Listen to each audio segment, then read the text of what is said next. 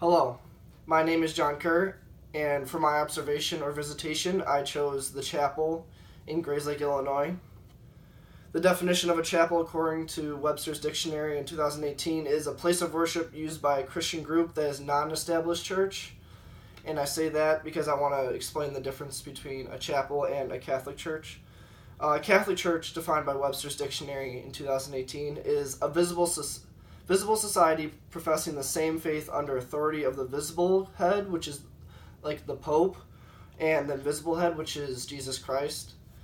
And according to the journal that I read, which is What's the Difference Between Churches, Chapels, and Cathedrals by Roma Panganaban, is that basically Catholic churches are more established because they have a superior head like the Pope, but chapels are different because they are not established, and they could basically be in basements of houses, in small areas, in hospitals.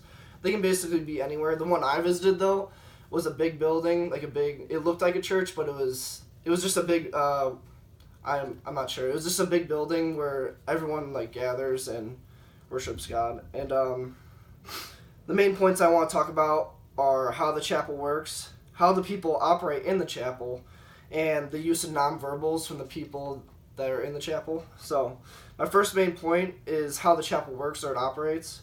So from my experience when I visited there, you walk into this big building greeted by 2 to 3 people at the least, from my experience at least. So the first person that you meet is usually at the front door. They shake your hand, and then you walk in, and then you meet a second person, usually hands you a schedule to what they're going to talk about in the scripture in the Bible, and also some of the songs that they're going to play, which I'm about to talk to you right now.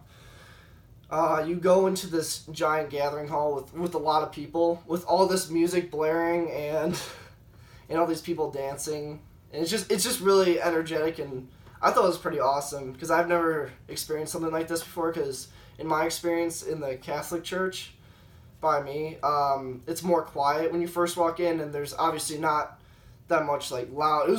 There's a live band in the chapel, but in Catholic churches it's never like that. And yeah, okay. And my second main point is how the people in the chapel operate. So yeah, like I said before, you have the main greeters, then you have the band, which is a live band, they play live music, and then you have the main speaker who talks about scripture.